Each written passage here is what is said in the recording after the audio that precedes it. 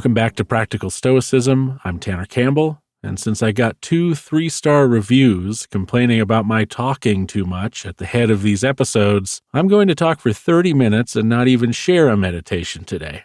I'm kidding, of course, not about the reviews, but about not sharing a meditation today. I would like to say, though, that I can't help it. I like to talk to you all. I like to let you in on what's going on in my life. And I hope that part of showing up here every Saturday, and soon every Wednesday as well, is getting to know each other a little bit. I rather like the idea that I'm not just being useful to you as an interpreter of Stoic texts, but that I'm also someone trying to build a community among his listeners. And your daily emails, by the way, help me feel that those who dislike my preamble are, at least, among the minority. And not to be too cheeky about it, but if they dislike it that much, they can always subscribe to the premium ad-free, preamble-free version of the podcast at stoicism.supercast.com. I try to have options for everybody, and if my options aren't suitable, well, I'm not forcing anyone to be here who doesn't want to be. And speaking of emails, please keep sending them. I honestly cannot tell you how rewarding it is for me personally to be trusted and given the opportunity to try to help you think through things, whether those are Stoicism things or life things. It's also pretty amazing to see reviews for this podcast surpass 5,000 on Spotify. Amazing is maybe an understatement. It's actually unbelievable, and I've got half a mind to write Spotify and ask if something's gone wrong with their platform. So thank you. That means a lot to me.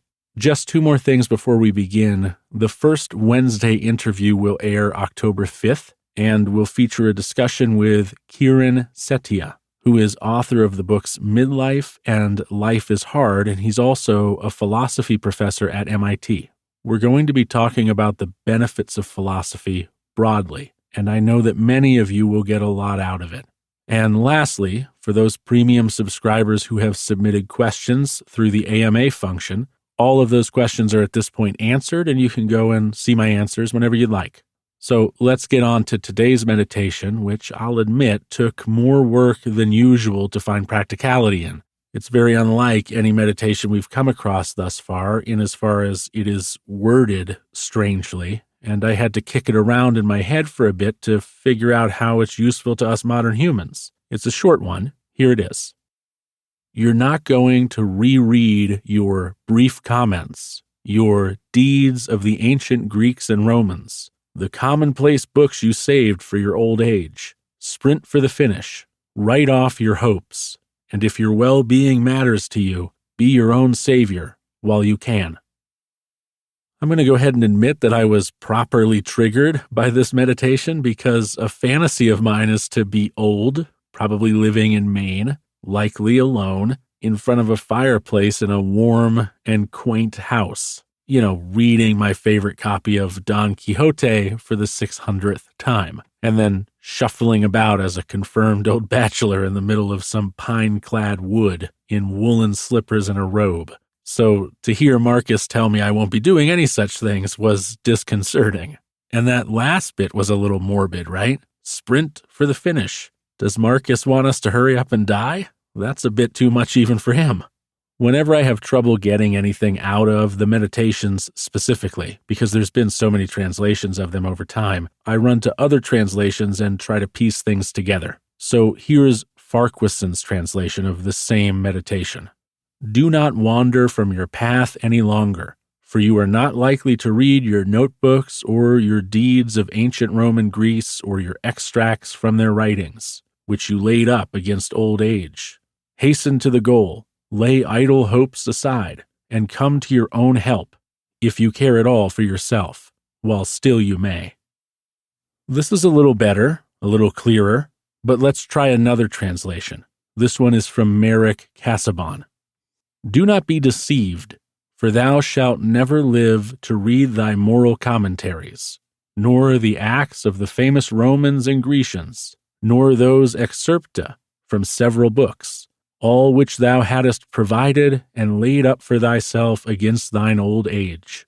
Hasten therefore to an end, and giving over all vain hopes help thyself in time, if thou carest for thyself, as thou oughtest to do.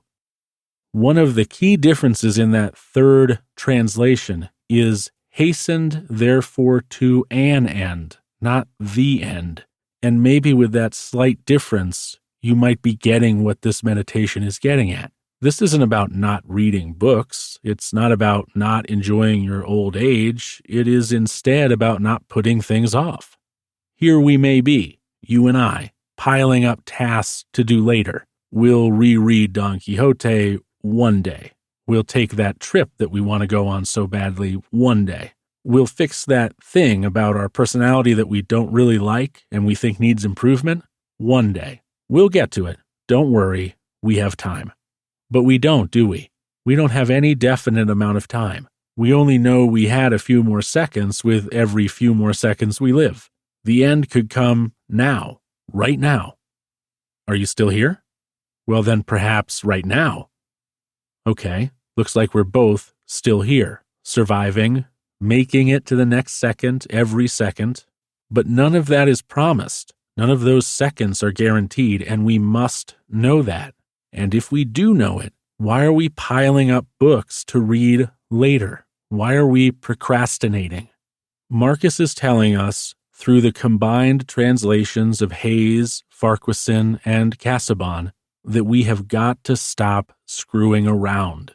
We've got to stop procrastinating and believing we have time. You want to reread that book? Do it now. You want to take that trip? Take it now. Do not let yourself be distracted from those things which are not central to your fulfillment, to your building of a good and useful life. Don't allow idle interests to cause a decade to pass before you take your next step along your path. What a waste it is to throw away even a day, to throw away the opportunity to make progress because you falsely believe that tomorrow is promised. It is not. We must help ourselves. We must come to our own aid. No one is going to accomplish our dreams for us. No one is going to make us who we want to be. No one is going to push us to be sure that the things we really want in this life are achieved, or, at the very least, strove for. We are alone, and we, alone, must remember that to get to where we're going, we must walk now, not later, lest we travel a shorter distance overall. So ask yourself today, right now, what you're piling up for later. What books, trips, experiences, or accomplishments that will haunt you on your deathbed if not achieved, which, again, could come in your very next moment. Which of these are you allowing to build up to your ruin? Of course, I cannot answer that for you, but I know that you can. So answer it, and then act. Thanks for listening to this week's episode of Practical Stoicism. I hope you found it useful and that you'll act on whatever you've learned today. If you'd like to become a premium subscriber and skip the ads and preamble at the start of this podcast so you can get straight to the point, go to stoicism.supercast.com and sign up. Thanks again for listening. I appreciate you greatly. And until next time, take care.